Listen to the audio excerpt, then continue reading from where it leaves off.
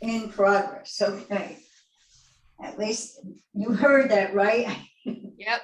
I said to Ralph when he left, the last thing I want to do is not remember to turn on the recording and have to do this over tomorrow.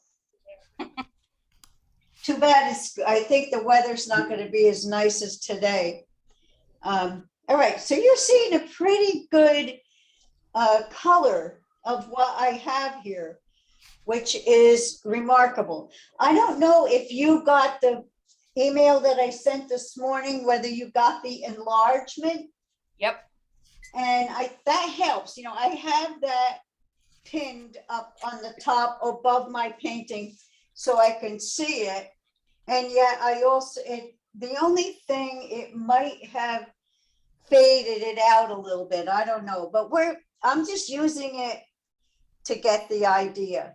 The interesting thing is that now I don't know how far you went in yours, but mine won't have it. But the water, in this photograph, I can see some of those grayed out greens, this beautiful color in this photograph.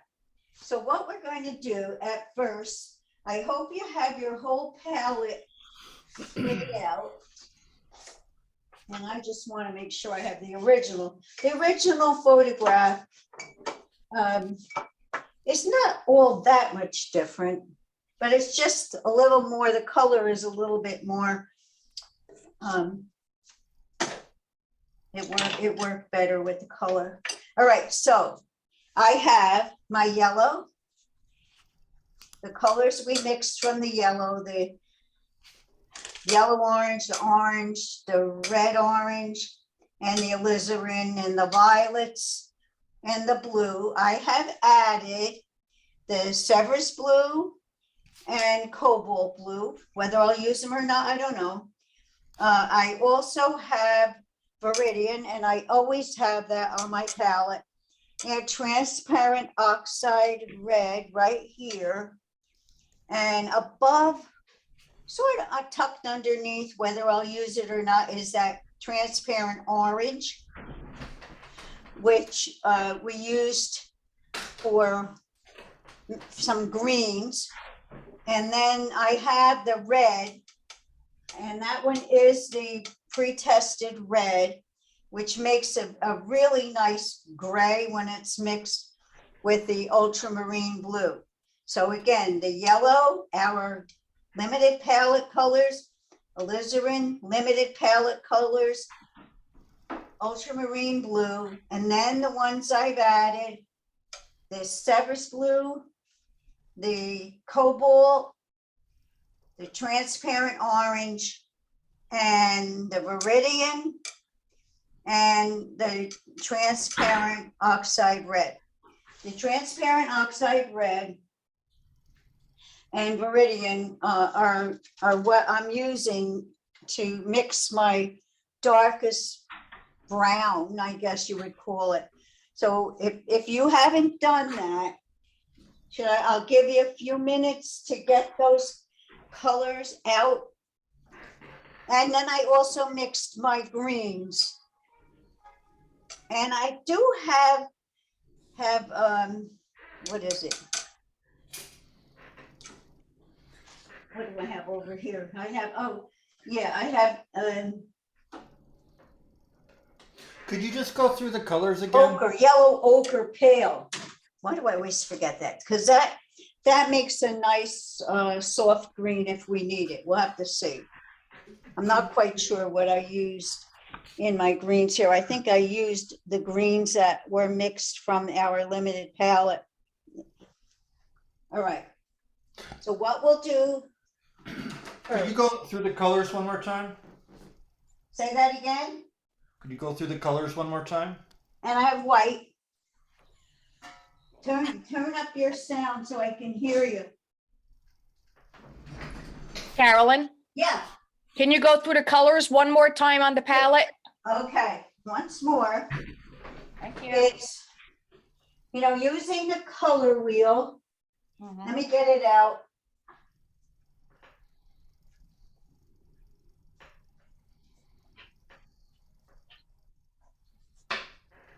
Did you, Diane, were you with us when we did the color wheel?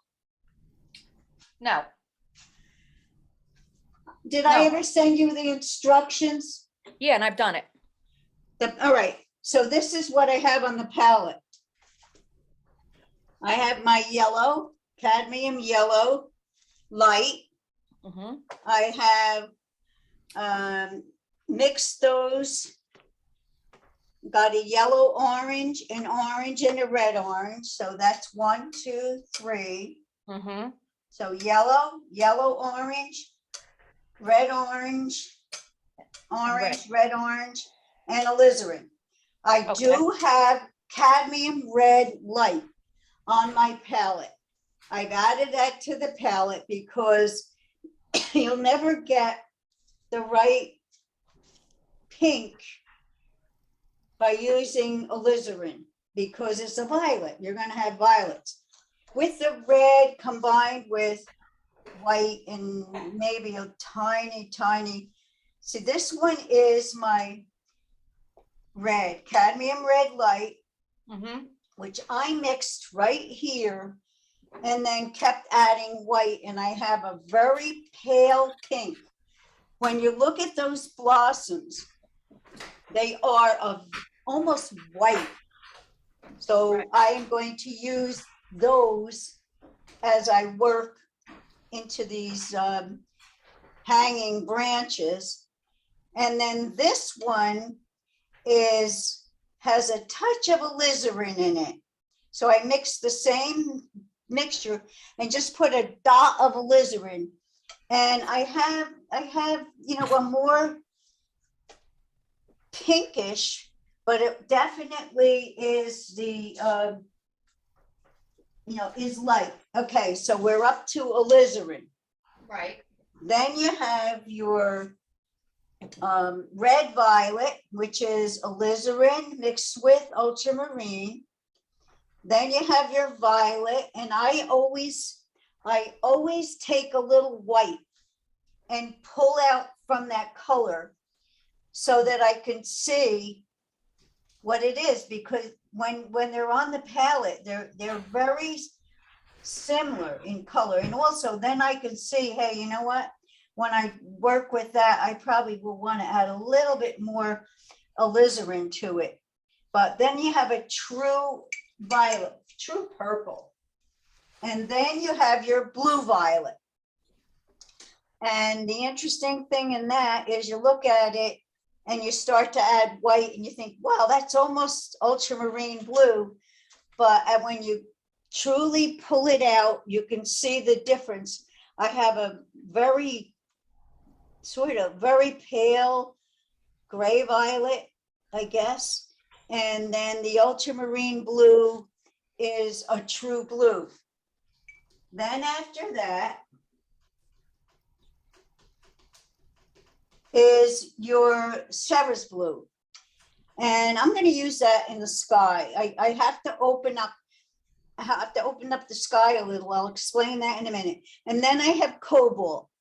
Cobalt I like using when I mix grays and to sometimes tone down the greens.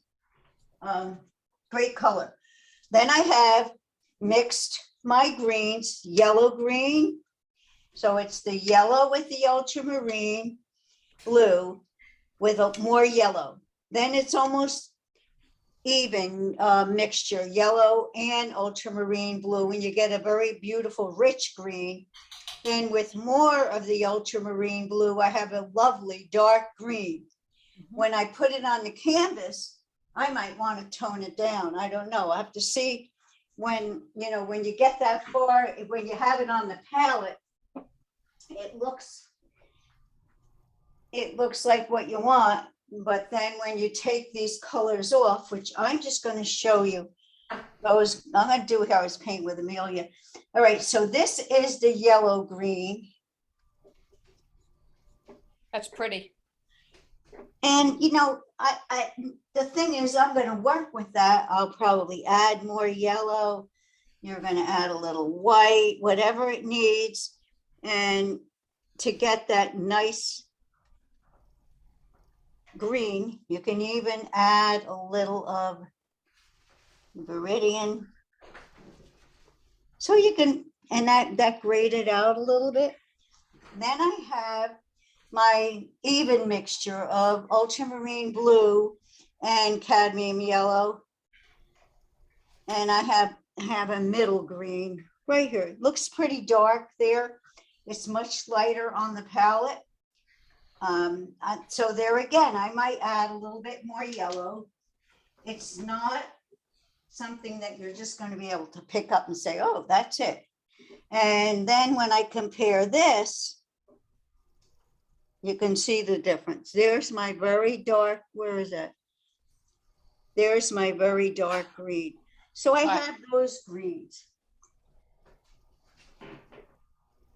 And I had to have on my palette, very interesting, I have now a Gamblin medium yellow. And I think when I look at that, I really should have used the yellow light. So cadmium yellow light. And I'm gonna just find it here, hopefully, and then show you the difference. I think that's really important that you realize if I'm using cadmium yellow light, which is this happens to be a Gamblin. Each brand is different. So that's the light opposed to the medium. I have that right here. So if I'm taking that light and taking my ultramarine blue, just a little at first, I can get a green that I like even more. So I don't know what possessed me to do that.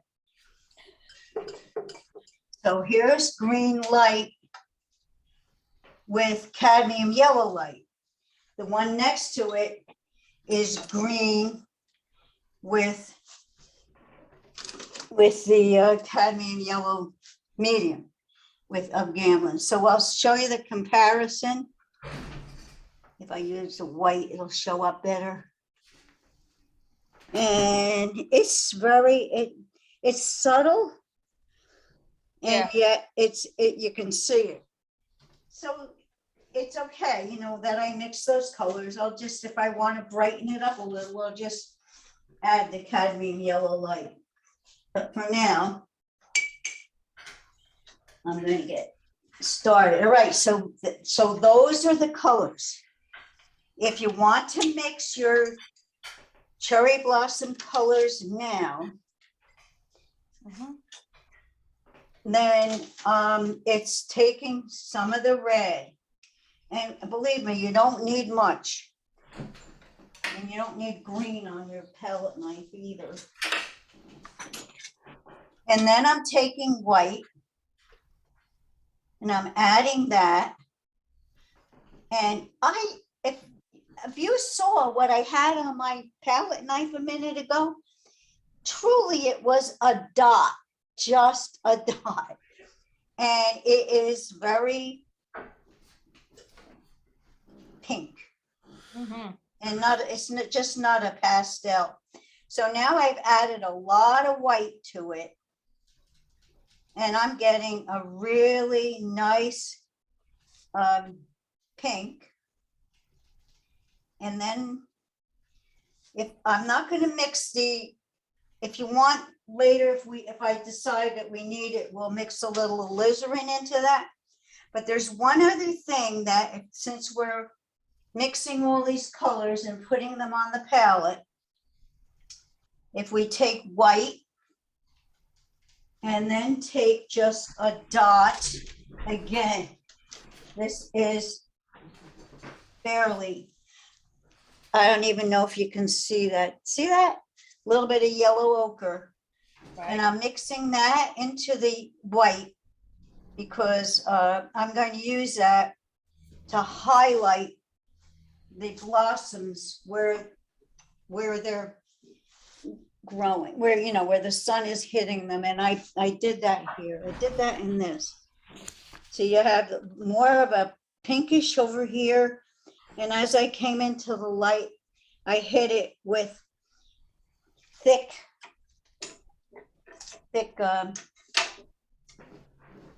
paint. And I don't want to touch this now because this brush has too much green on it. Okay, I'm gonna, tell me when you're ready and we'll get going. I'm just trying to clean this brush. When it comes to putting in the sky and things like that, you really need your brush clean. So if I had green on it and try to use that for the sky, I would be in trouble. See, there's some yellow on this one. I cleaned all the brushes yesterday after Amelia left. And somehow, even with using the soap, sometimes it's hard to get them perfectly clean. All right, I think the first thing we're going to do, so then I took, all right, one other mixture is take your transparent oxide red, mix it with some alizarin, not an awful lot, and then with a little bit of ultramarine blue, and you're going to have the darkest brown or black that's in our subject. And I have mixed that here. So I took transparent oxide red, a touch of green, red and green make gray. And then I decided it wasn't working and I wanted a little darker, a little more black. And I added a touch of ultramarine blue. So in essence, what you have are all three colors. A gray will always be a combination of a red, a yellow, and a blue. So depending on what red, yellow, and blue you use, you're going to get the gray that you want. So you can make this look like a lighter brown, so it's, a warmer brown.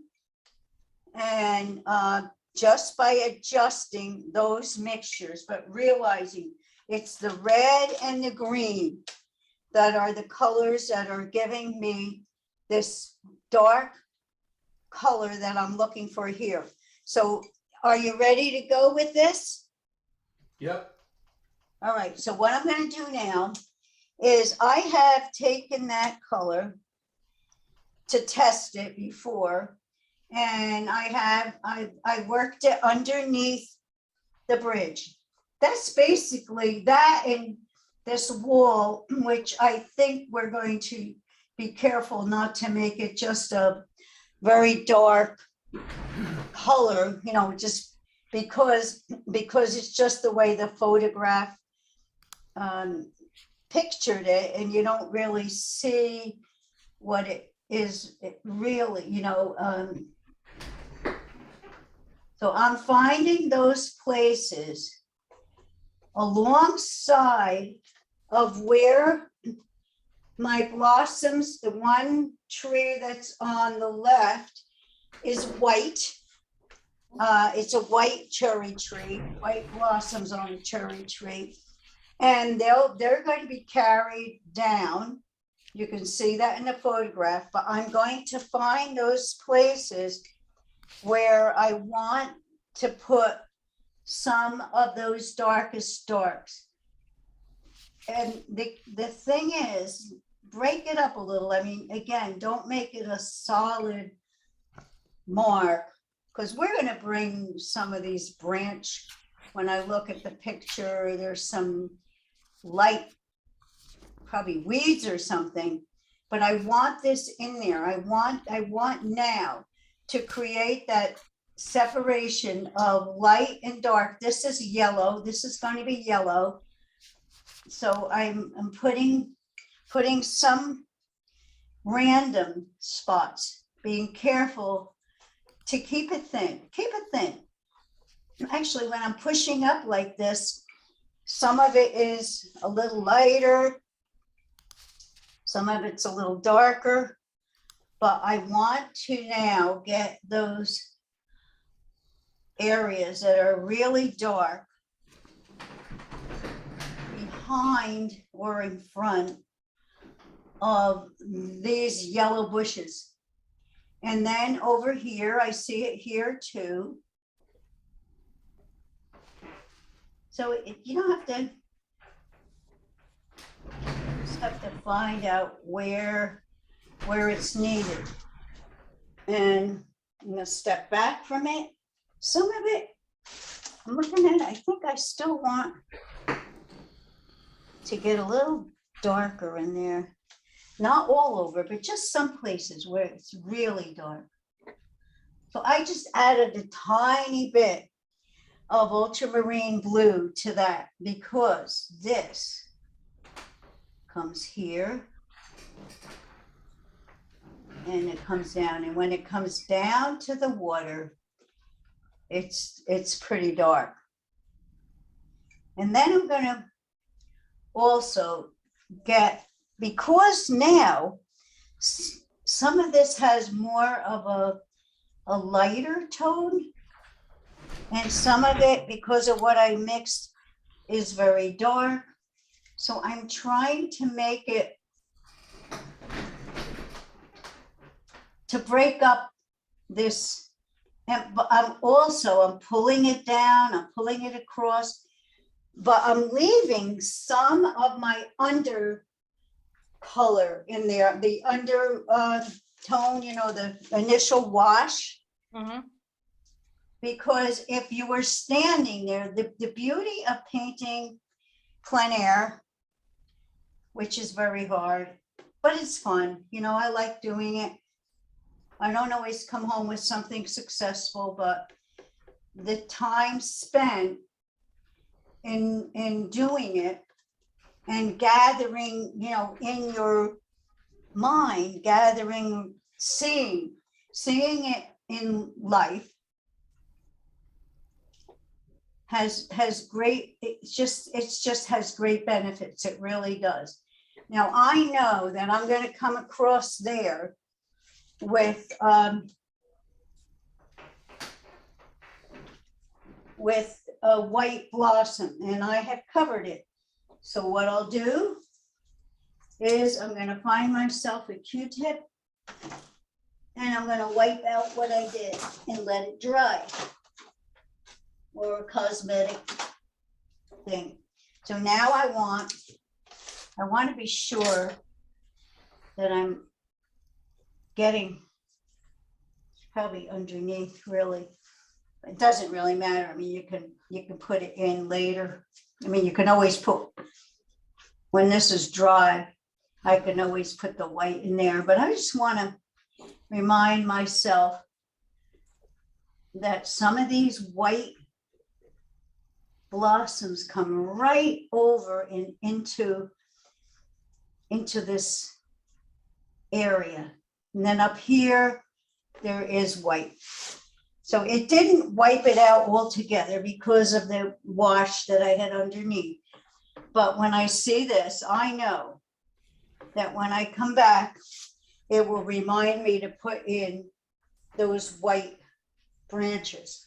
And they are just going to stand out against that dark. Let me get my brush back.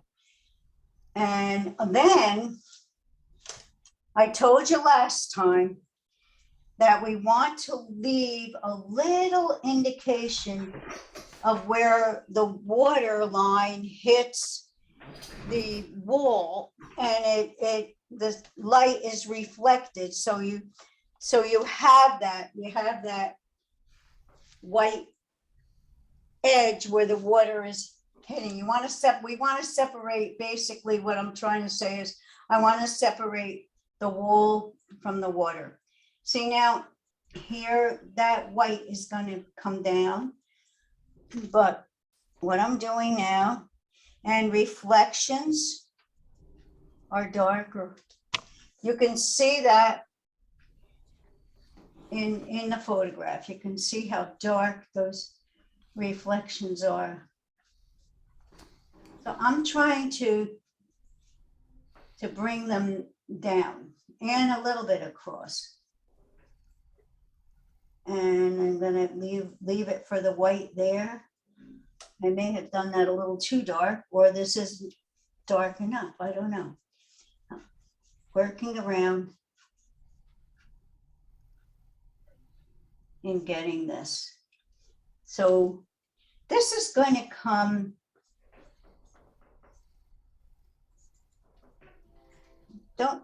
also vary that a little, because you'll see that some of the lighter parts of that wall are reflected in there, and they're just slightly lighter. But overall, it is a little darker.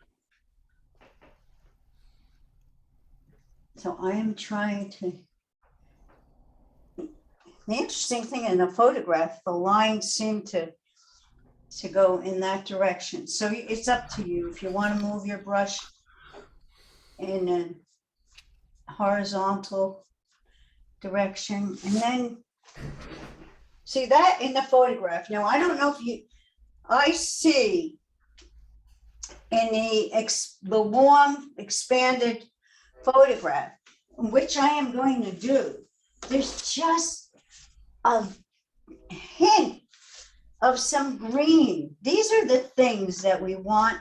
It's a reflected color. And as this comes down, of course, this is going to be a little bit, we want the direction to go into the distance. So be careful not to make this shadow like a stripe, but that it goes to a vanishing point. And that's what I'm doing here, so that when I'm down here, that reflection is going to be a little bit longer. And then, since we're working here, the beauty of all this too is that we can go back. We can go back later and say, oh, I think I want this to be a little lighter, want this to be a little darker. This wall is in the shadow. So I want to be careful to do that. But then in the expanded photograph, even in the little one, when I'm looking at it, there is a slight swatch of green. So let's do that now. I'm going to take my yellow green and I'm going to run it where I see it.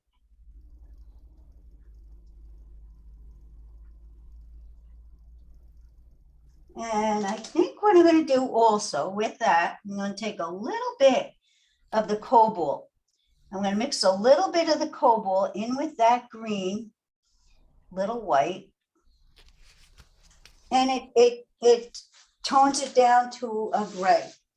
But I like that. I like these swatches of green that are in there. That's a good green. A little bit of cobalt into your yellow green. And my yellow green right there is the one made with what would be your second yellow.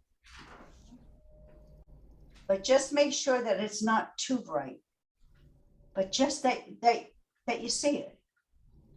Look at where it goes. It goes out. So let's get just where these greens are also reflected in that water. And that line is going in a horizontal direction when I look at what's on that photograph.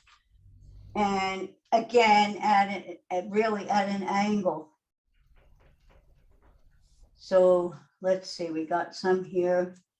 I'm going to put a little bit here.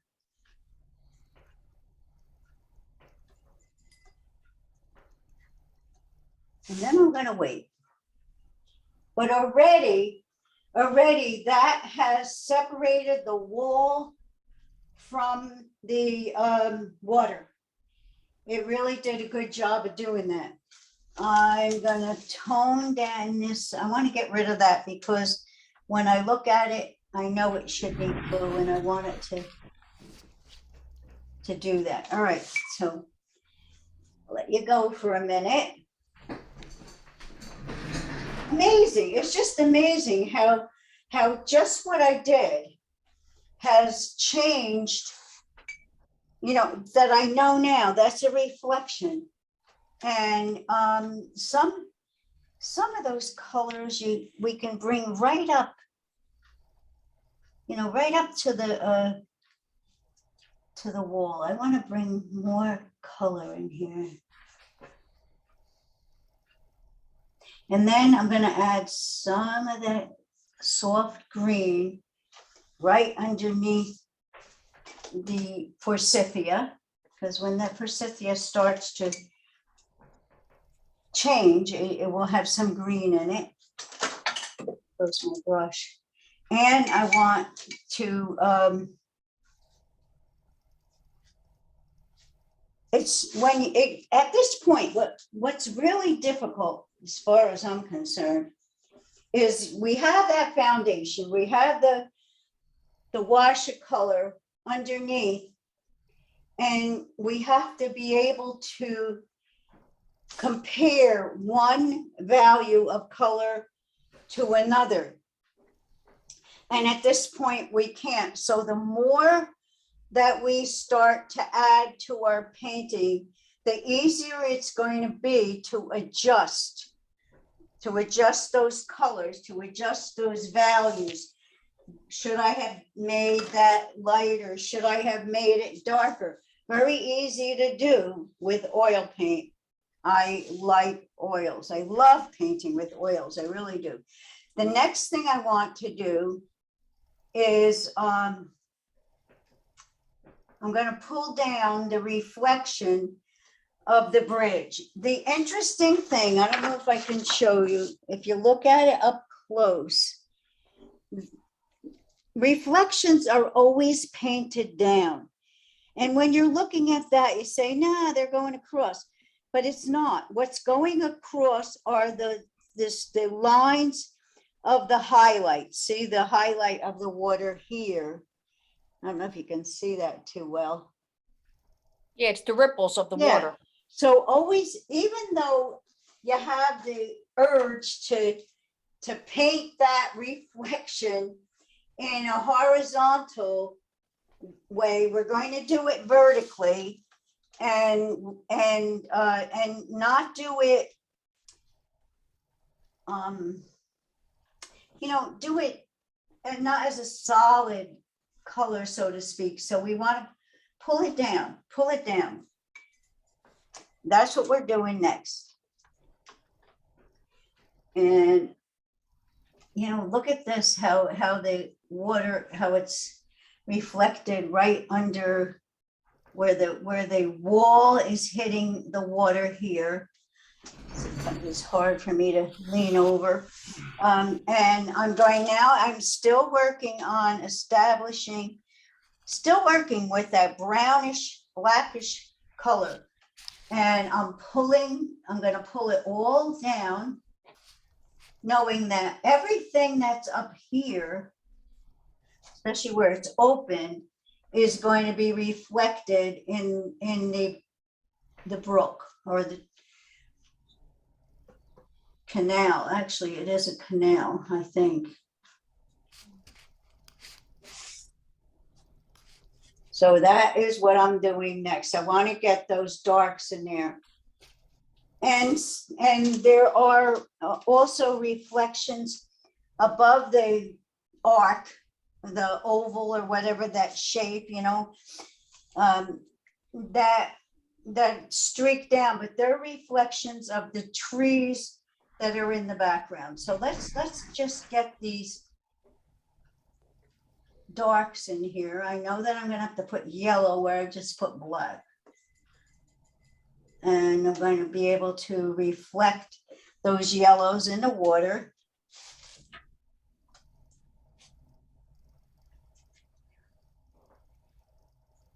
So, and even here, you know, the edge, it's, if you look at the photograph, it's irregular. And that is because we're going to run the water over it, the water reflections, where the water highlights, that will go in her horizontal direction. And for me, I have not gone too, you know, I have not made the whole thing too big. I mean, I cut off. I made the bridge. I focused on, I think I got a little paint on me. I focused on this. You know, I cut my painting off. So wherever yours is, good grief, where'd that come from? Let me get a different glove.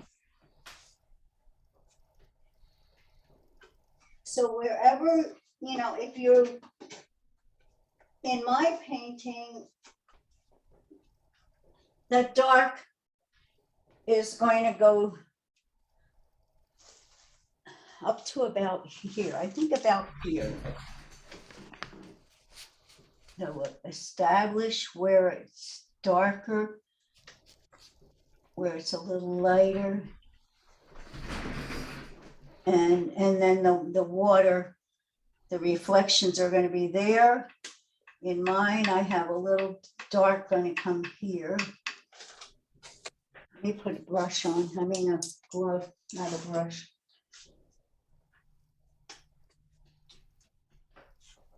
Once you take those gloves off, the hands are so sweaty, it's hard to get it back on. I don't know if I can, but I'm sure glad I had it on that time, because I must have, when I was trying to show you something and leaning, I leaned right into the yellow paint.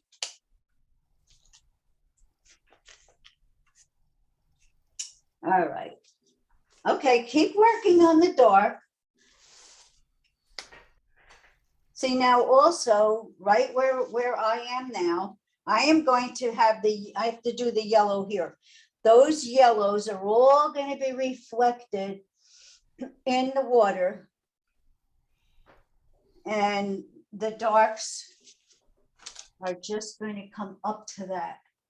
And they're broken up. And there too,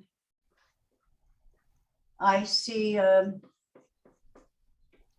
those greens. So I want to get that green in there now.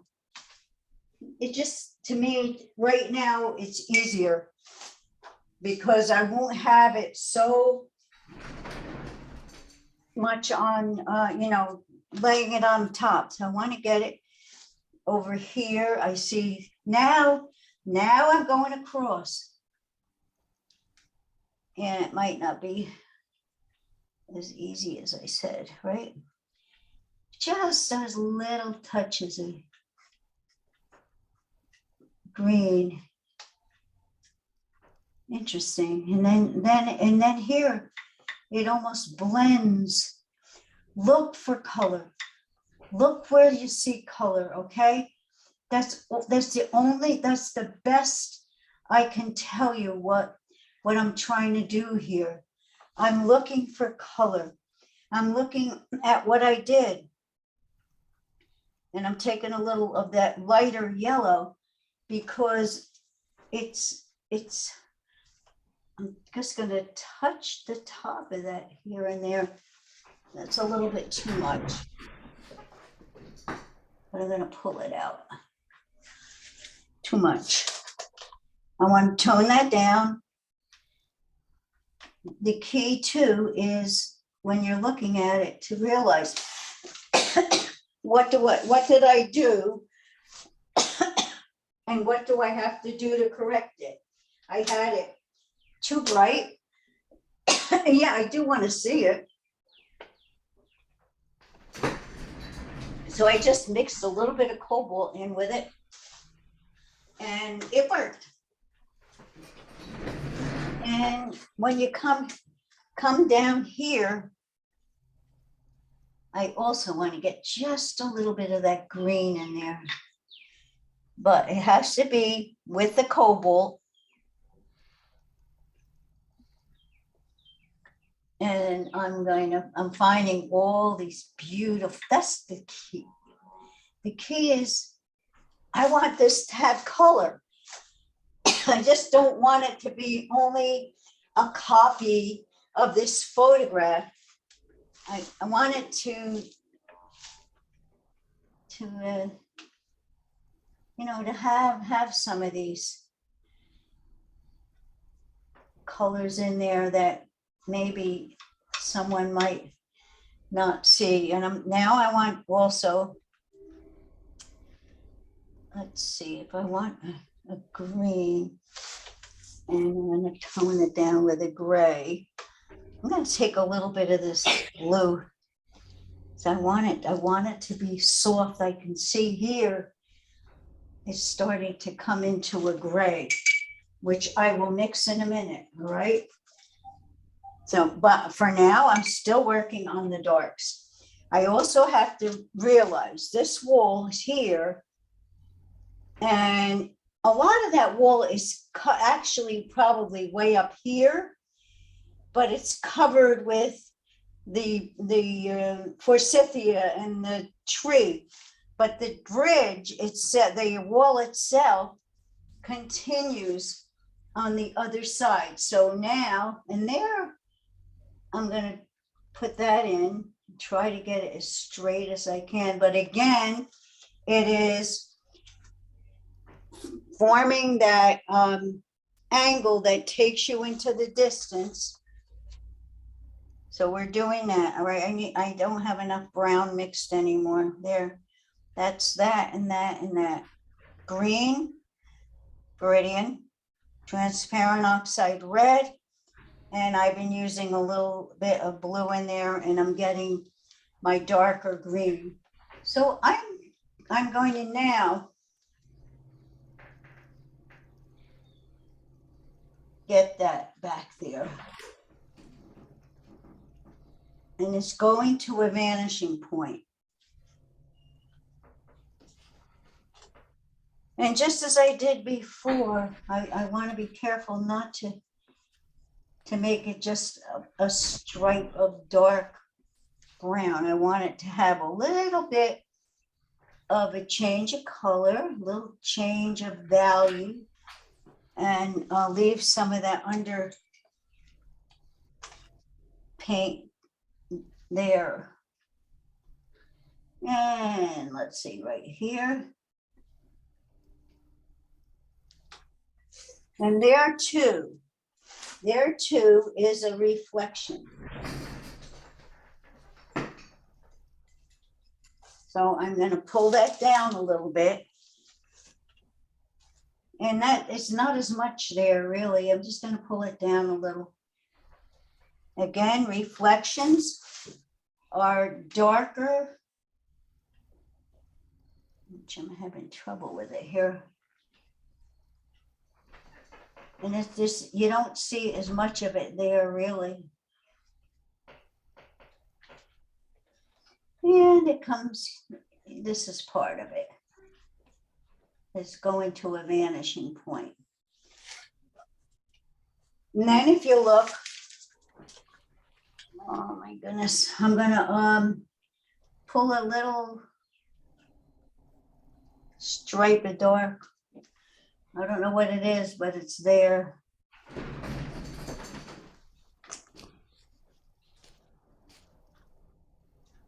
And I'm not going to bother with those rocks. Again, you have to know what to leave out. So you're not just straight out copying a photograph. So I will not put the rocks in that water, because what I want to do back there is just look at the beautiful blue in that photograph. It's awesome. So what we're going to do is put that in, I think. in a minute. So what else do we see? We're looking for our grays. I have to work on the bridge, in which you can do too. And I see it's interesting in what's here in that photograph, I see some violet and more of the red violet. So let's see what happens if we do that. If I take to indicate stones, because it is a field stone bridge. So it's not this brown cement blob. But I see that right along the top edge, it's pretty dark. And I'm going to take that dark and place it randomly in to indicate darker stones. And a good thing to do is put it right up against where you're going to hit that light yellow. And am I in your way? You know, this, let me stand over here. So then I'm also, you know, getting it over here. I'm going to put it here.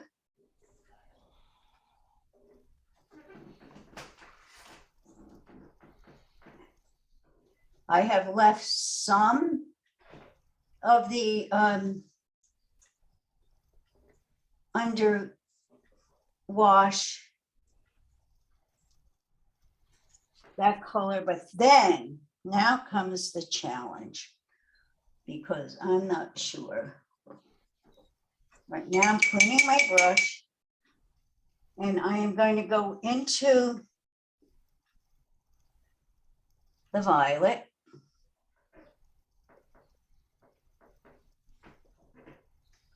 And wait, just give me a chance to try this out. And then I'm also going back into my gray.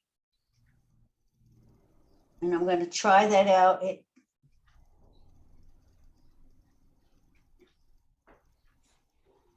And just to, again, it's colorful. Now I got a little too light. Now I'm going back. I'm going to take the blue violet. And I'm going to get just a few of those other stones in there. And that seems to have worked. What I did was I used the gray that we mixed as the base. And I'm just adding some of these colorful grays in there, separating. And as it goes down, you don't see it as much. I may have just too much in there, but I will adjust that later. But that's really a nice gray for this. Just like we did that Gapstow Bridge, where we indicated the sandstone in it. I'm going to sit back from what I've done and look at it. The neat thing about, you know, I have to break that up a little. Some of my stones are a little bit too large, but the truth is that using that transparent oxide red and the violet, so the violet has what? Blue and red. And the transparent oxide brown does have it's a warm brown. Oh, gee whiz, I got paint all over the rug. Can't believe it. Oh, man. And I'm going to put a little bit of that. Just now I'm wiping my brush, which is very faint colors in there in the wall, and it helped to break up the wall without being so obvious. So I have some of those grays that I mixed right in there. And now I want to go back and fix something. All right, because I want to get this, want it to look more like the shape of a stone. Now this comes right around. That's dark. Is this dark? Is it light, right? That's the edge. And this comes up. And over that will come a branch. You can see that in the photograph. The interesting thing is the more I look at this, I'm trying to simplify it, and yet it isn't simple. It is complicated. It really is. Okay, I want to clean my brush. Pick up a clean one. And I am going to put in the yellow. We worked on that last time. I did anyway.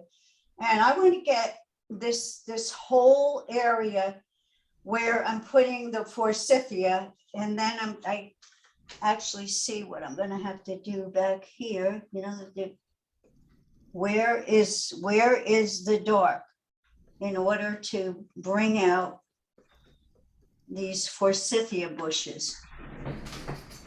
And let's see, I'm taking my yellow light.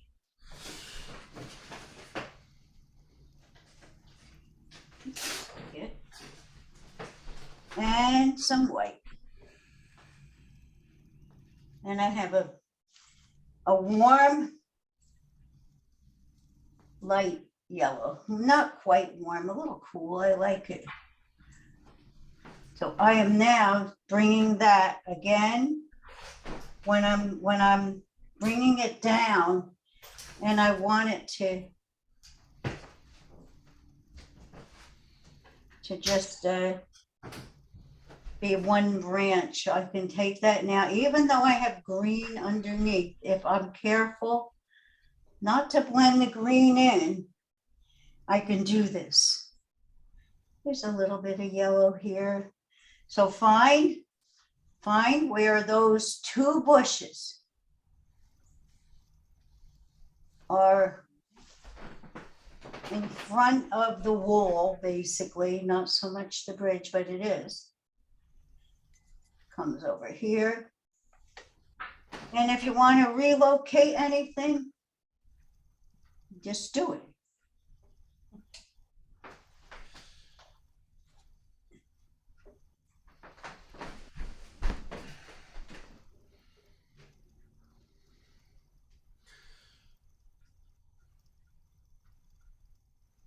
Now look how the light is just hitting some of these little branches that are sticking out.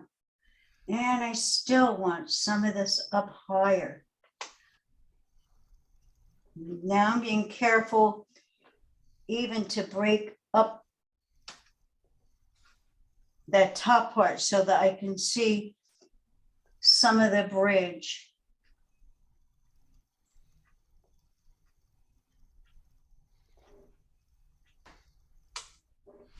And then I just want to, again, I have to stand back because that's the only way I know how to paint. I'm going to stand back.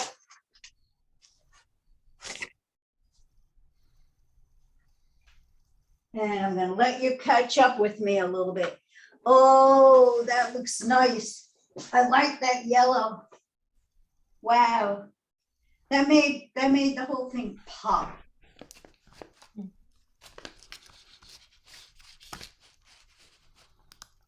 Then I want, next what I'm going to do there is just get that reflection of those forsythia bushes in the water. And again, it will be going down. And it's a little bit warmer. That's the key. So now the reflection in the water is a little, it's a different yellow. And it could be a mixture of the, you know, take a tiny bit of that second yellow that you have there, the yellow orange, mix that. But we want this to be, now I'm not picking out separate branches. I'm just reflecting this in the water.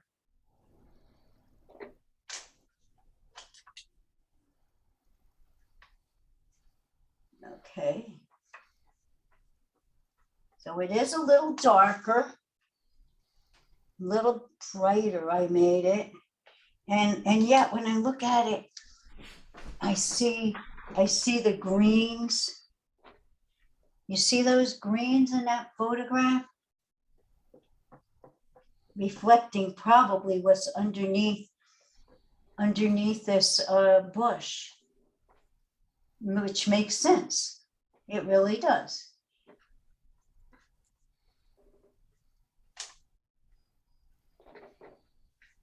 So I keep on changing my paper towel. And although I've been using only 2 brushes, I'm able to make all this work. I'm always taking my towel, putting my brush, lay it in there as you go, and put it in and pinch and pull. You don't want to pull the bristles out. I don't think you could, but you can get your brush pretty clean that way. So if you always have the Viva paper towel in your hand, ready to clean out a color, it's going to work. And so work on that little area for a minute and see that, oh my goodness, this is just a beautiful, again, that green now, I'm just using a little cobalt in that green that I originally, because it's more grayish now. And what it is the bush is like this. All the blossoms are on top, but underneath are branches and really a lot of green,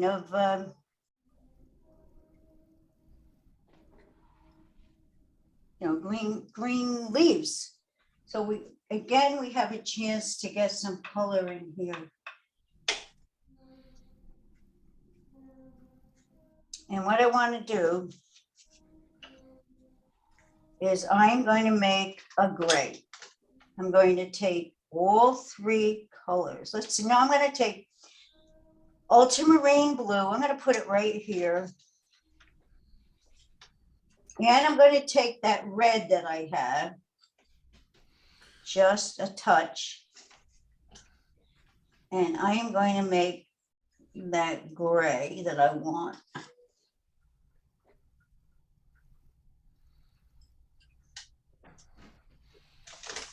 Let me see what I did here. Gotta wait. So it's a little too blue for me right now. So I'm going to add a little more red. Because the more of that red, it's what we used when we did that cloud painting. So it's basically a lovely violet gray. I can warm it up with a little bit of yellow ochre if I want, just a touch.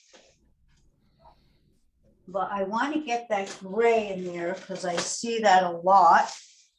And since I'm working right here, I'm going to do that. I'm going to take that gray. That'll be a little, and I'm going to pull some of that in there too. And let's see, it's very violet. So I do want to tone it with a little dot of yellow ochre.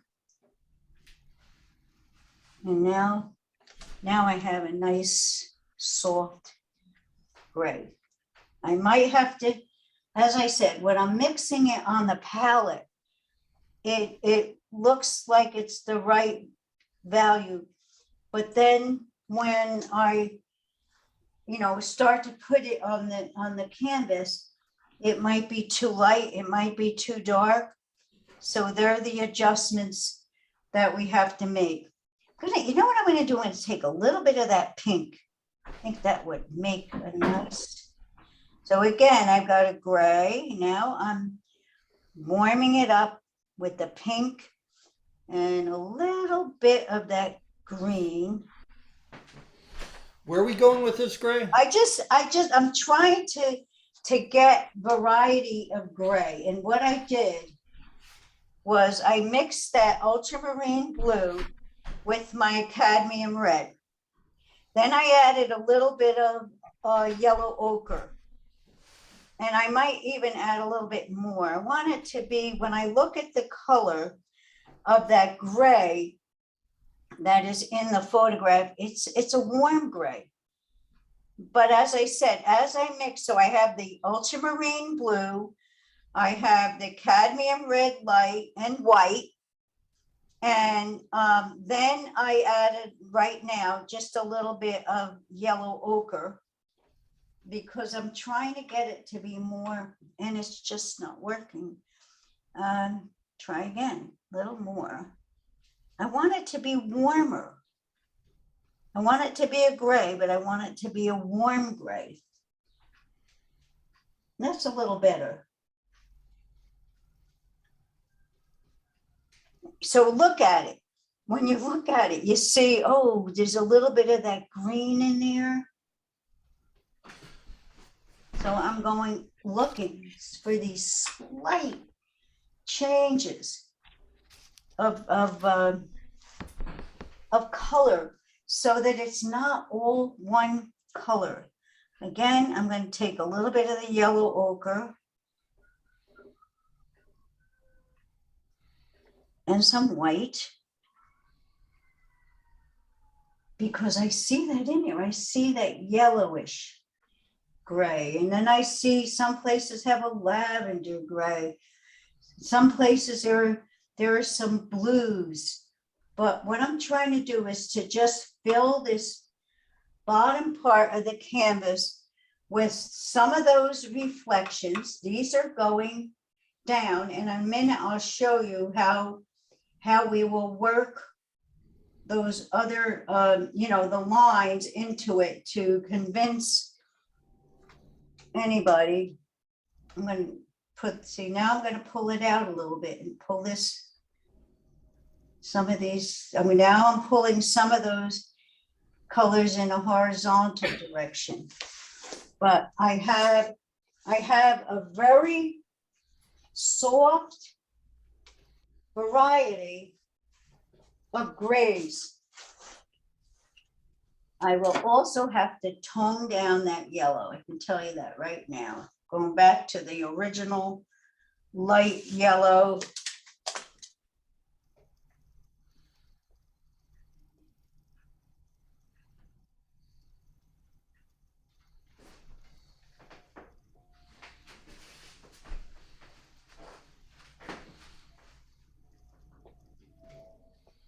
And I just want to get these, too much.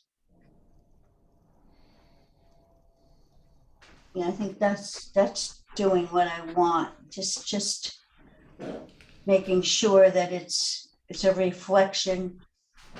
And there's some that comes all the way down here. Okay. I'm going to let you catch up. What you're seeing there is my grays, but I will bring some of those darker cross lines into that. I like the gray. I do. I like the grays. Grays are, you can't just do one mixture. Look for where it's a little bit more violet, where it's more gray. When I'm looking from here, eventually I will probably want to get a little bit more of my violet in there. But I'm taking a little bit with some yellow. This violet, this was the white with the yellow ochre. So it is not a vibrant violet. And so I'm adding the yellow ochre to it. But I want some of those colors in there. It's still not violet enough to satisfy me.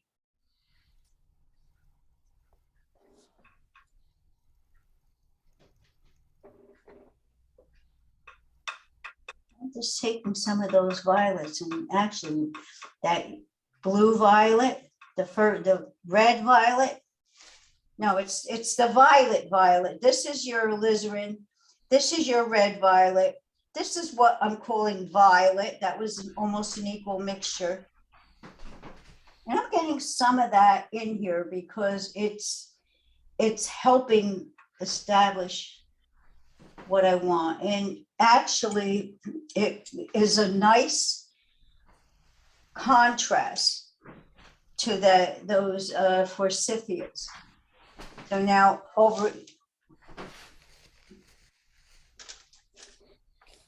and then I'm going to fill that corner. I want to get that corner done.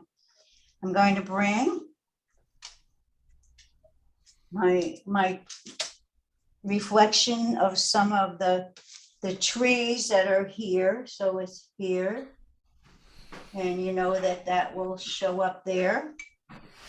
Make sure that it's true to, you know, to the image. So if I have a tree here, and then that's going to come down here and be reflected in the water.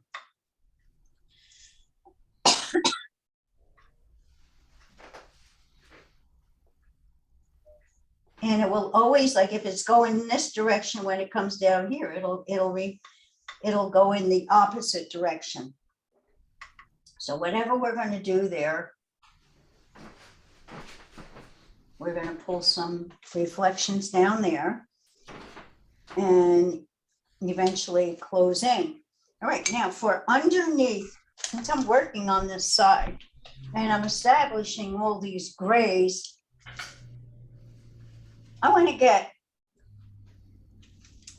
where's my gray brush? I want to put some of those grays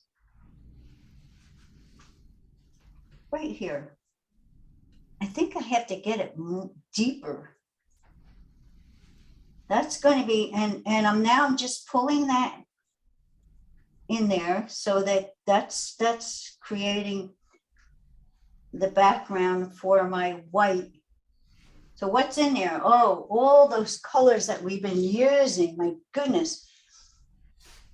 If you want to get picky.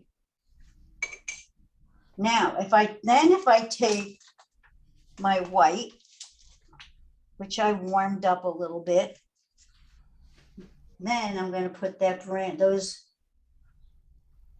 colors in there. See, this gray just peeks through, really.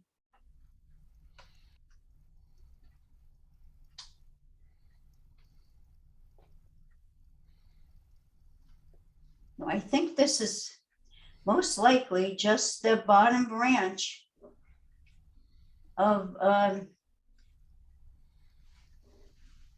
those white trees, and then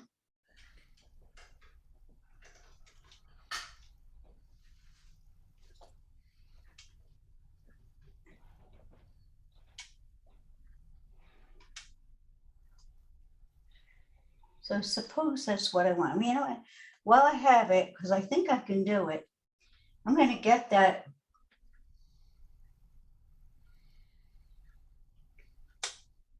I am barely touching that wool.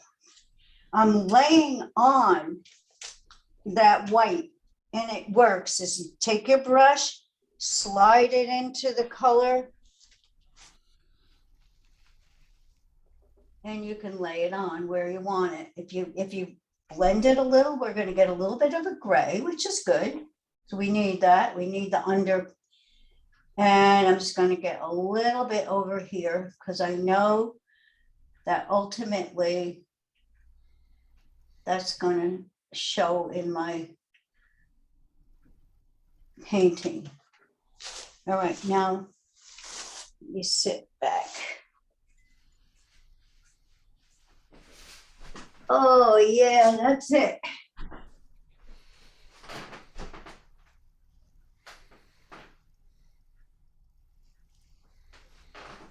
So it's what I want to do now. I want to get a gray and establish the under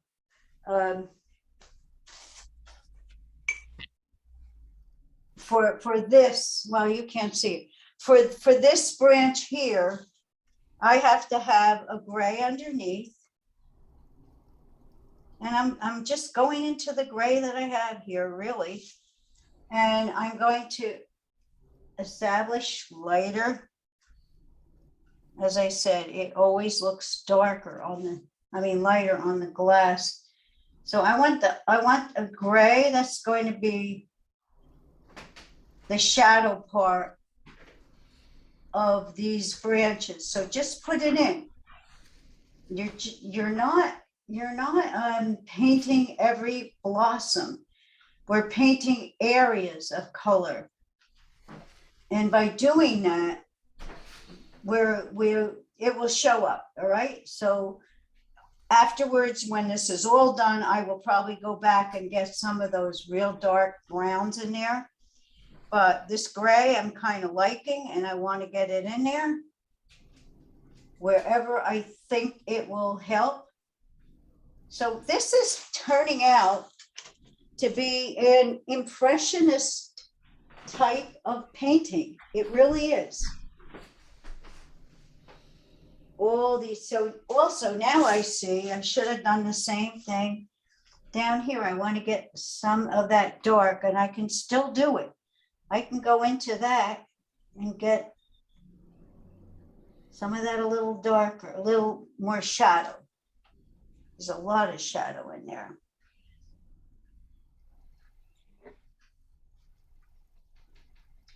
Right, so we have all these grays we're working with, right?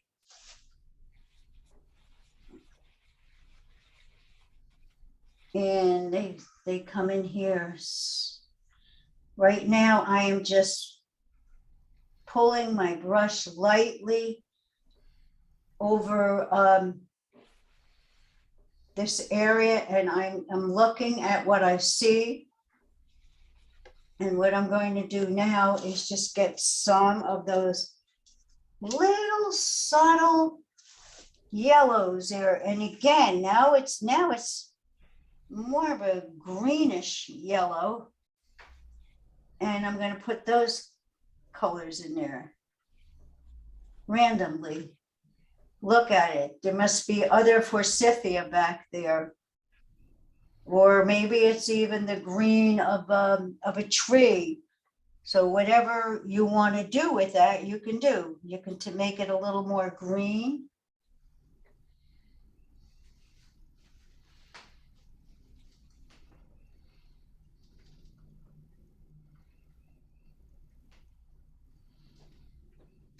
And then I see taking some of my little rosy color here.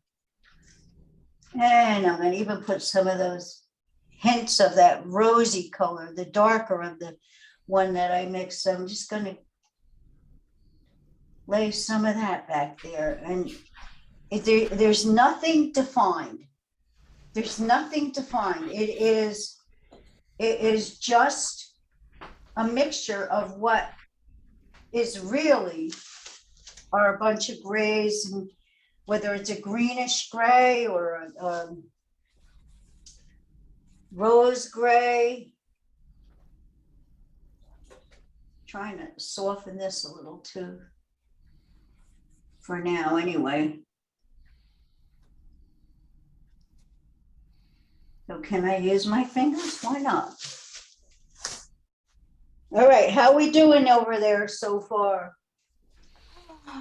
Are you still with me? Am I going too fast or not? No. All right. Wow, it's 1 o'clock already. No. Okay, time flies when you're having fun.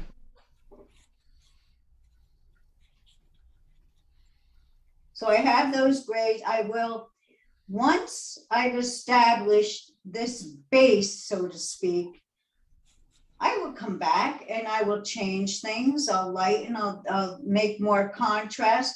Definitely will get those trees trunks in there, which will help tremendously.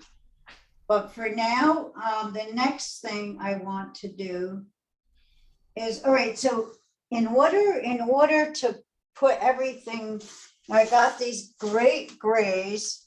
So I'm going to take those grays and I'm going to get some in here because that's going to help to see. I think I'm making it too dark.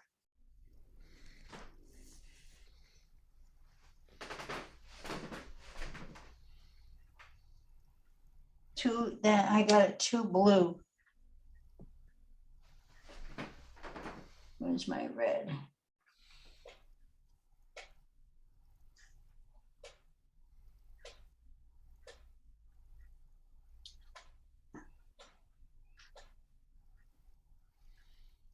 Like I said, when I come back,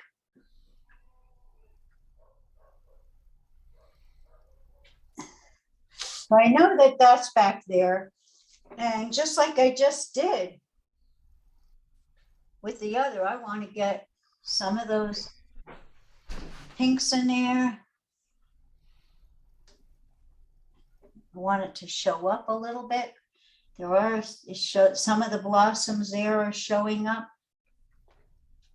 And I'm breaking it up that way. And in the end, I will also put some indications of the tree trunks back there. But if you've mixed your any of your pinks and your grays, get those colors in there.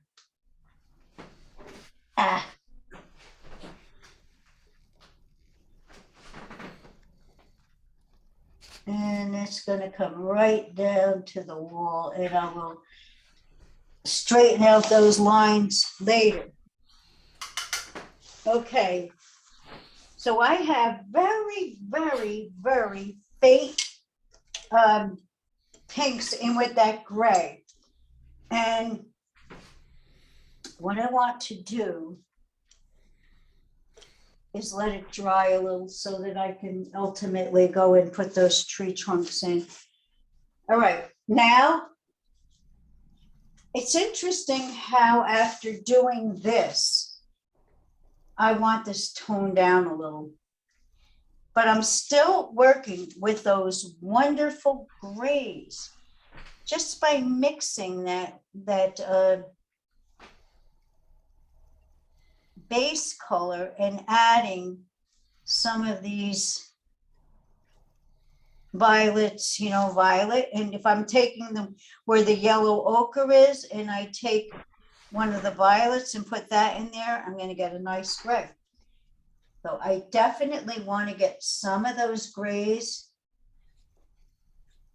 back here. And just as I did there, I will adjust it, but I want to get at least the indication.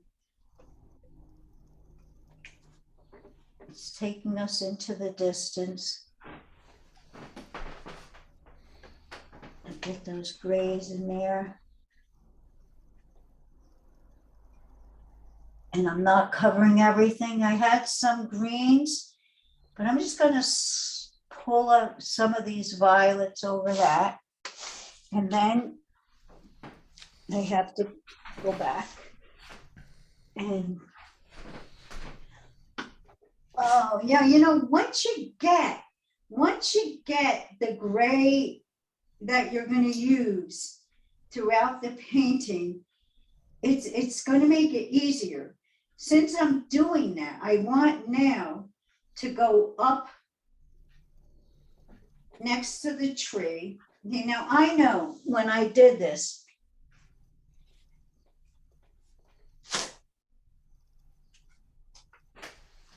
that I'm gonna bring my sky, like I'm gonna bring my sky around here. But I still have to get some of those grays in here. And then as they come over here, there's a definite violet. So look at what you're doing. Decide, oh, what do I have to do to get what I want? I have to get some darker grays in some places. Here.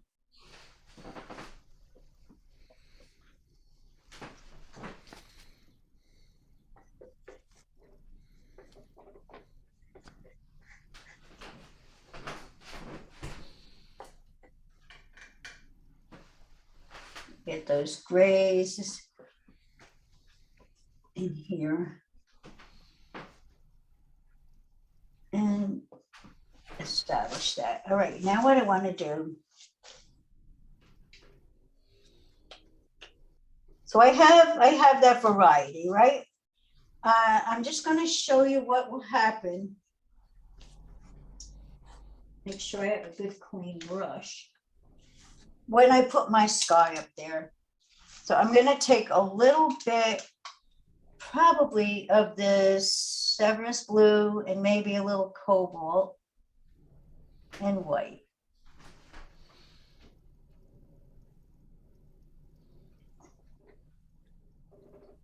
It's amazing how, like I said, how dark it gets. I need more white, so just give me a minute.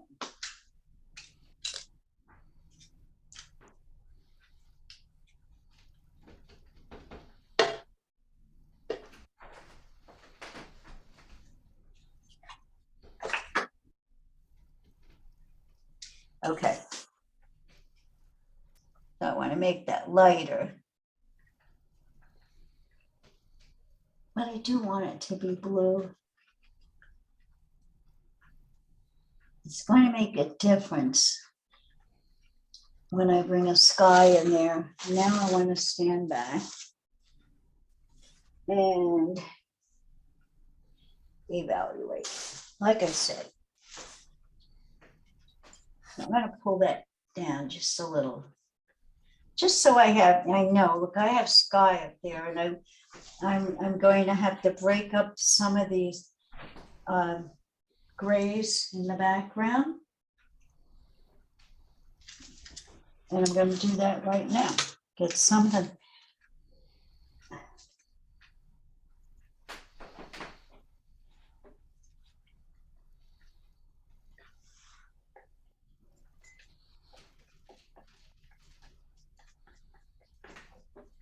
The truth is, I have to, stand back from this and work at it. But I will bring, my cherry blossoms over. But I'm going to take what I just did and wipe it down. And that'll help because it's soft. This gray is soft.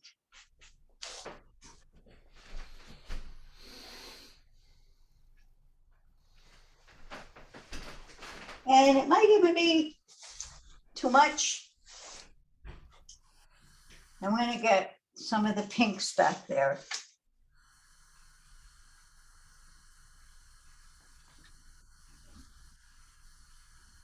So I mixed those pinks before, remember? With the red and the white. And then if I want a little bit more of a violet pink, I added a dot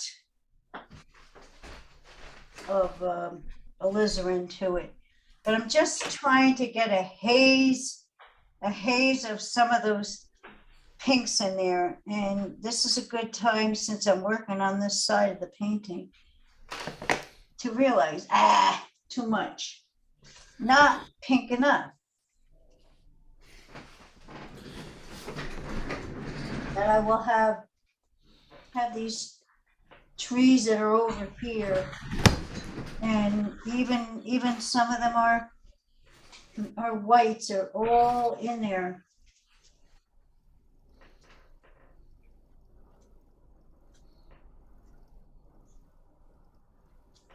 Okay, for now I will leave that. But what I want to do next, all right, I'm working on this white branch, white cherry tree, and now I just want to get the top part of that in there.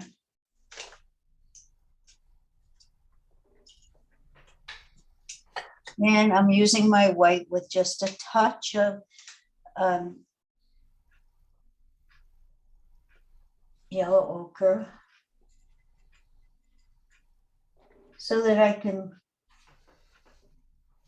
bring that branch over, and it comes way down. Neat.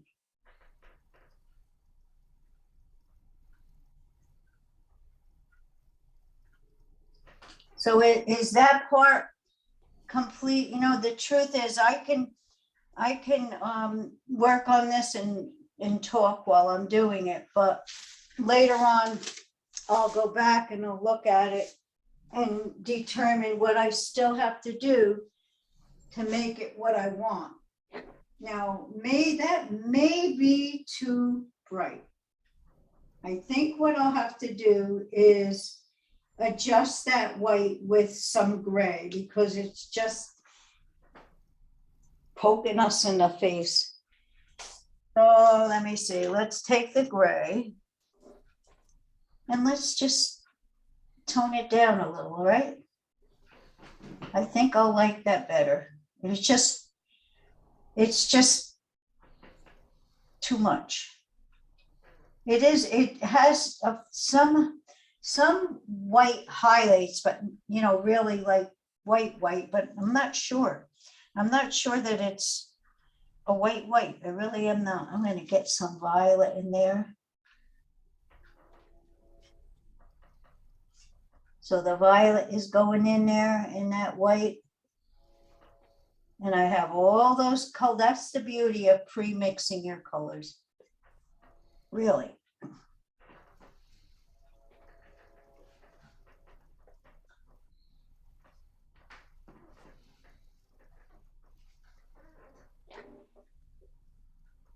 Beautiful.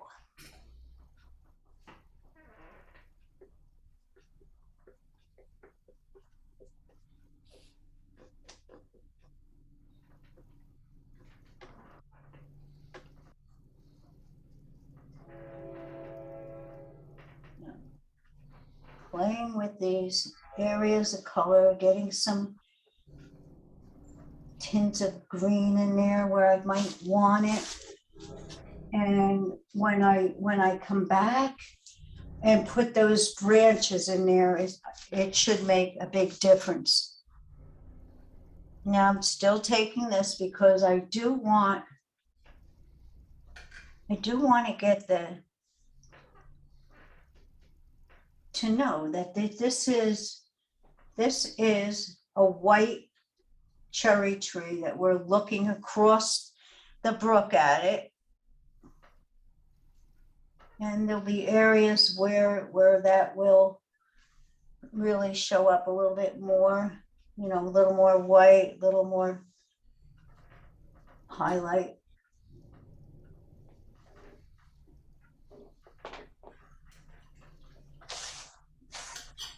But I think I toned that down a little more. All right, so look at this.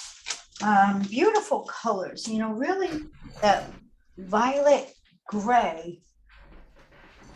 Now it comes here. Make it light enough.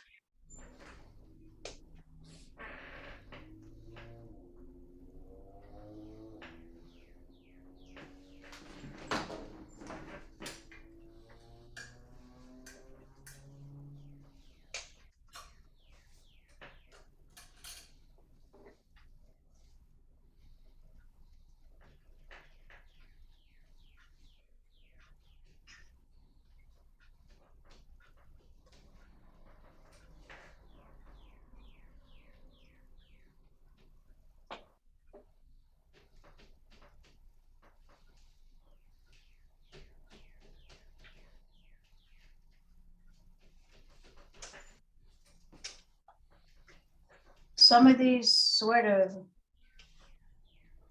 you know, poke upward. It's kind of nice.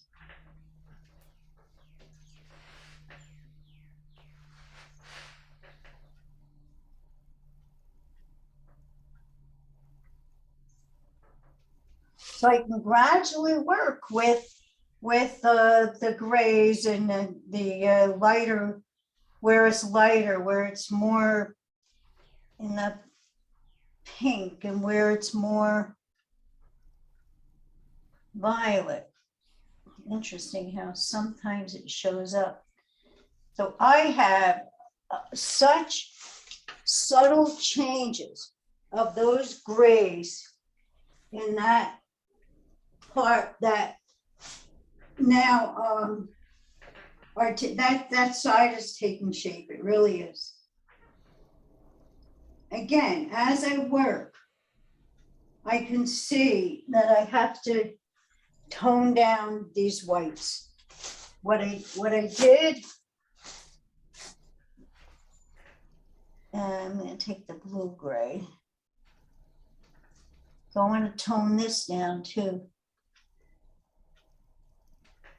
See, the only way I could judge that is by, as I work, say, oh, look at that. That's not what it's just sticking out.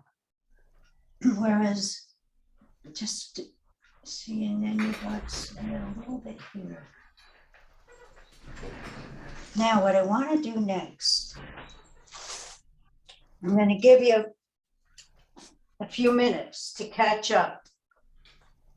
In the meantime, I'll sit here and decide what I need to do. As I said, I think what I don't like about that yellow is that I would prefer the yellow to be a lemon yellow, a cooler yellow. So I don't know what to tell you. You know, you might add a touch of green to tone it down, but be careful. I want to see what happens if I have a lemon yellow, and I just want to see what happens. It's actually very bright, but let's just see. See, it's a cooler yellow. So now, if I wanted to make that other, you know, the yellow that we're using cooler, let me see what we would have to do. We have a cadmium yellow light. We're going to take white. And to that, I'm going to add a touch, just a touch of the yellow green.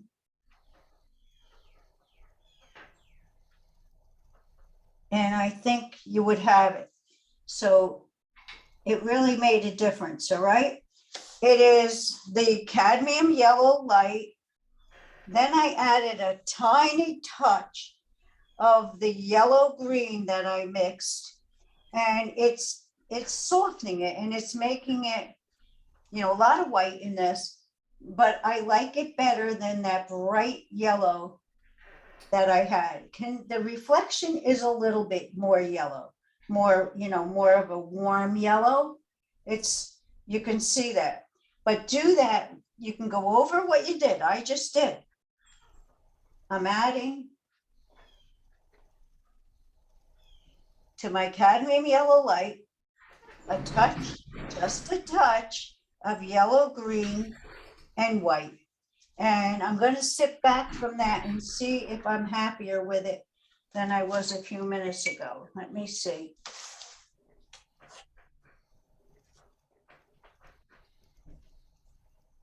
Yeah, that's what bothered me. And then I can take the violet gray and I'm going to add a little more violet to my gray. Maybe a little more red violet. And I'm going to see that that gets put in there.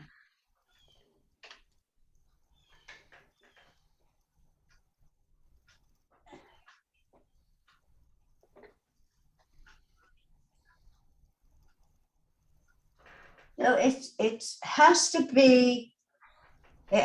be, you know, looked at and say, what is it that bothers me? What do I have to do to change it so that it's more what I want? All right, the next thing I want to do is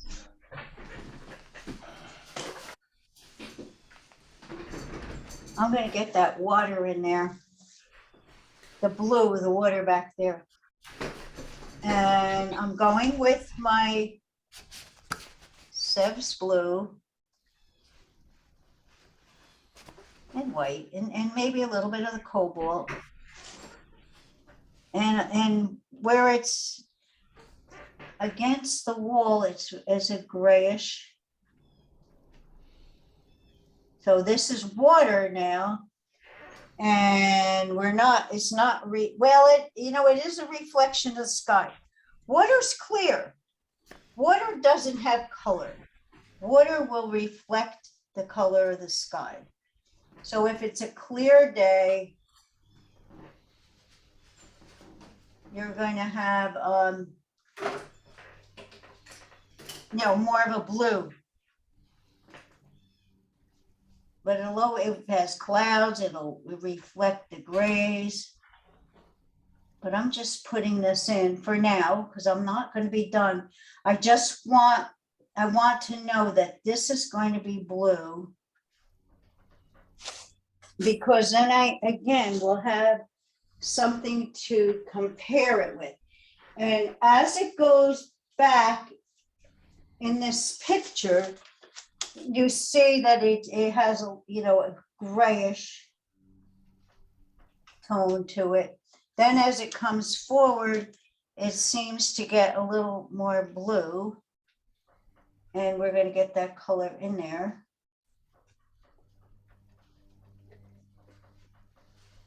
Because it will help us to just have that base.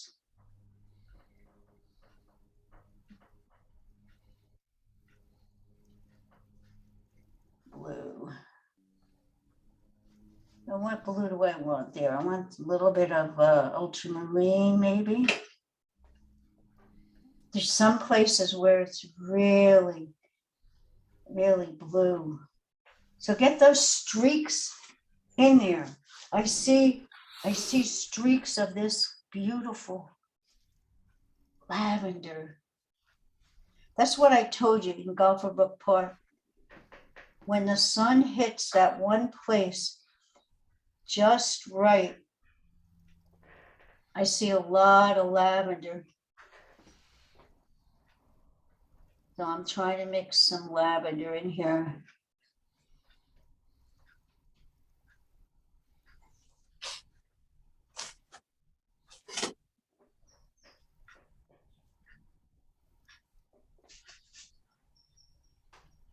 And then you have, which I don't have right now, I have to get the bottom of the bridge is about here. And the light, it's the dark reflection. I'm going to put it in. Should have done it before. See, like about here, and it's hard for me, as I said before, to do this. So once I can do it right, I'm going to put that dark undershadow. So this I have to adjust too. But the bottom part of the underbridge, under the bridge, is reflected right here. And I will put that in. But I want to get, right now, I want to get those wonderful blues in there. Then here it comes back into the greens. Greenish gray. So I'm taking my gray, going over to where my green is, and see if I can get those, just get those colors in there, get those greens, and it will also have the reflection of the trees. So I will correct all this when I can and get my lines where I want. And then in the end, where I want that blue, that real like blue of the sky, I just took a little of the sieves, a little bit of ultramarine. I want that to show up. And it probably, then I'm going to paint it thick. Hopefully this is what I want.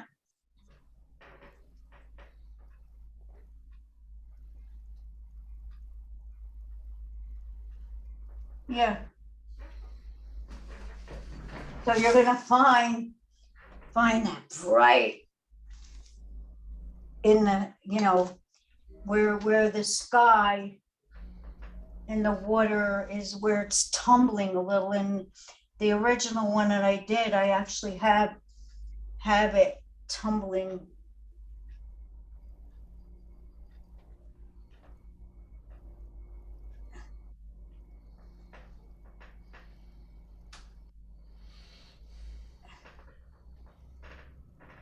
And I'll probably, because I don't have the rocks, so I'm going to put a little bit back there.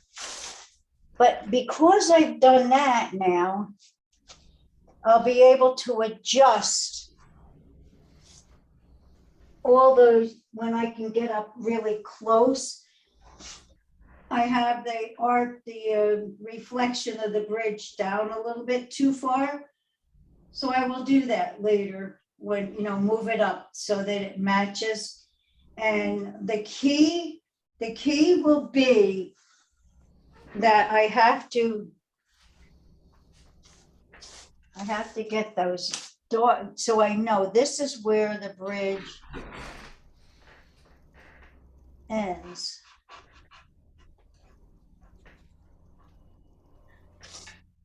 And you're going to see that dark reflection, almost black, right? And that's about here. I would say about there. But because I have that other color underneath, I'm going to have to wait for it to dry a little. But it needs to have the reflection of the under side of the bridge so that so it separates the bridge reflection from the water. So I have to adjust this, I can tell you that right now. And then, when I'm looking at it now, I know that I have to close this a little.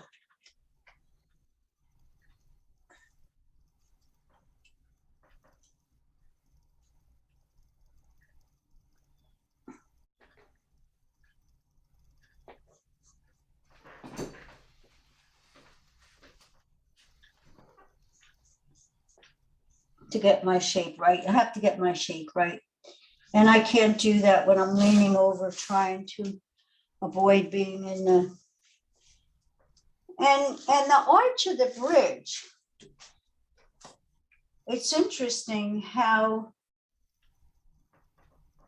the part that is actually the bridge, we have to establish where it ends and where the reflection begins.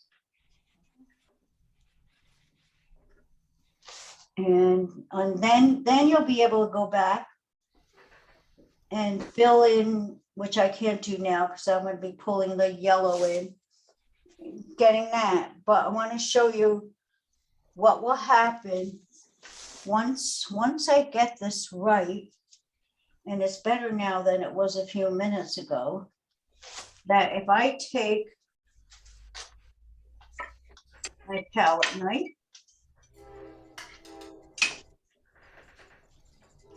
and take that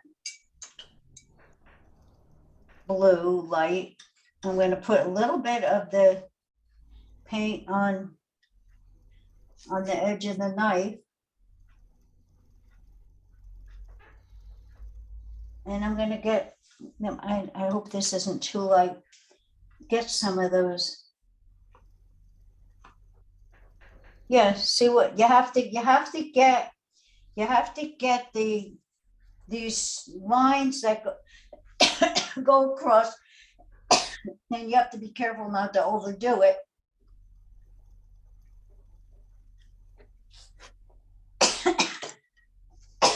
Just a minute, let me get some water.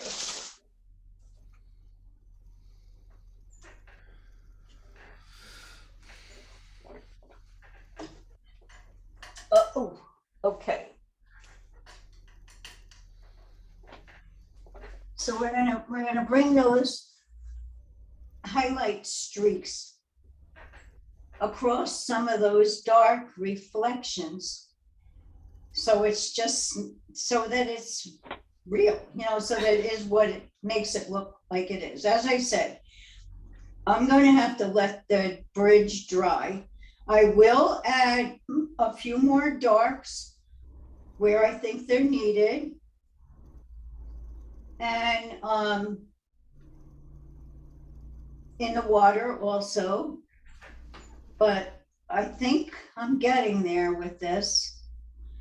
I see it's very interesting that we have those two bushes and they're reflected beyond,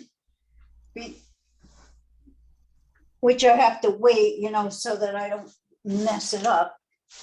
But I have this, which is in the photograph, but then those yellows show up way over here. But I do want to wait. See, look at that. You can even take your brush sometimes and pull out lines. But I'm going to bring this yellow all the way over here because I see it. I see it in the photograph. Whether it's something here, I think it is just the way the angle of the of the forsythia is, that it caused, I'm trying, it when you look at the photograph, I would say it goes about to here, it goes beyond what I'm seeing here. The yellow goes just a little bit further, right? I'm going to put it in there, but I don't want to do that now because then I'll might have a problem. So I think that for now, that's as far as we're going with that. And next week we'll work on it more, just to build it up. That's what I like to do when I'm doing this, that we're building it up. I know when I'm looking at it, I will before next week, I think I will put in, or I don't know if you want me to wait to do that, which I can, and get those tree trunks in there, because it will make a difference. It'll make a big difference. Just try to find a certain brush here.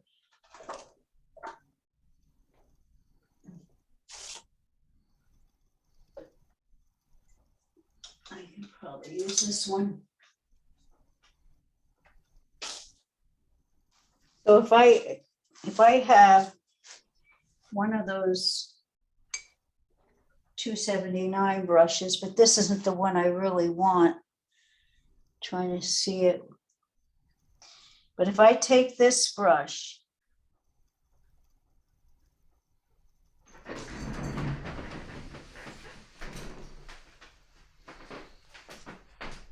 just to show you that it's going to make a difference.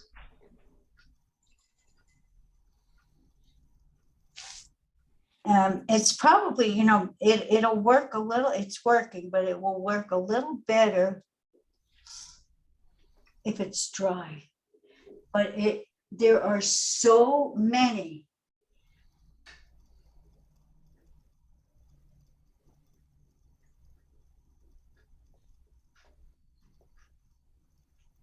of these trees showing up, and that'll make a big, and I really do have to wait, but just to give you an idea of what I'm doing, when I bring this out like over here, I see that coming into here and it shows up. So all these branches in the background are going to help to finish it, to make, you know, to finish that part of the painting. That helped already. That helped a lot. See, then I can go back and I can adjust, you know, when I was say, okay, I want to make a little bit darker gray, but by doing it gradually, I'm able to determine what I still want to do. Behind the bridge, there are a lot of those tree branches. There's one that comes down from, it seems like from the sky. So all these things I'm going to add in there as we work.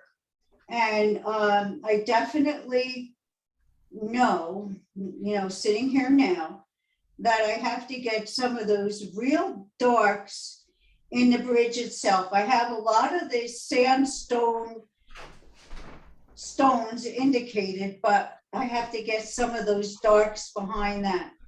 And that's something that you can do in the end. You do it when everything's dry, but just to create those contrasts. I actually, looking at my wall in a distance, I have to get a little better perspective on that. It's looks like it's sitting back there. It doesn't look like it's a continuation of this,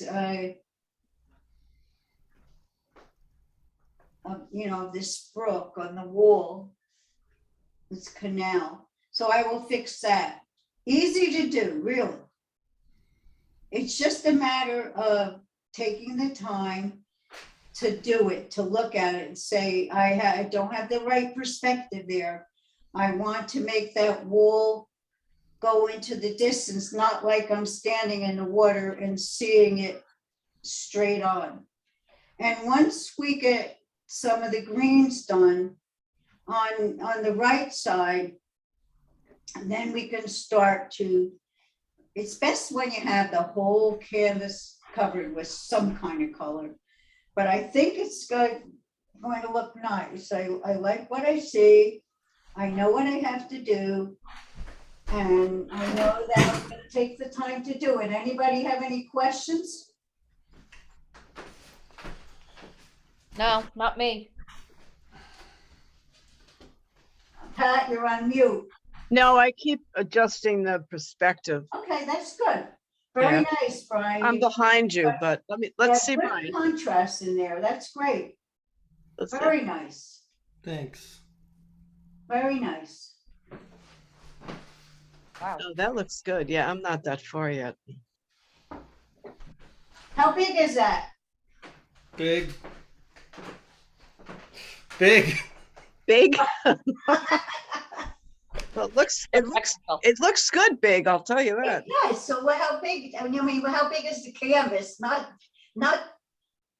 what are you painting on, 11 by 14 or 12 by 16 or what? Looks 12 by bigger. 6, 12 by 16. Wow, great. And is that a stretch canvas or is it a panel? Panel. Very nice. You using Centurion or not? Yes. I like it. I like the way you can slide your paint on it. It's just wonderful.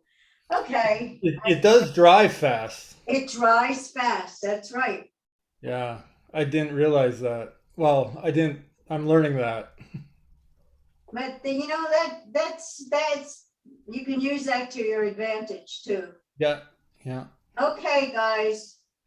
I'm gonna Thank you. clean my thank you. And Thank you, Marilyn. Enjoy the weather. oh, I can't Yeah, wait. go outside. Go Go right out. outside. Yeah, I Leave did. leave right now. I'm gonna return the Right?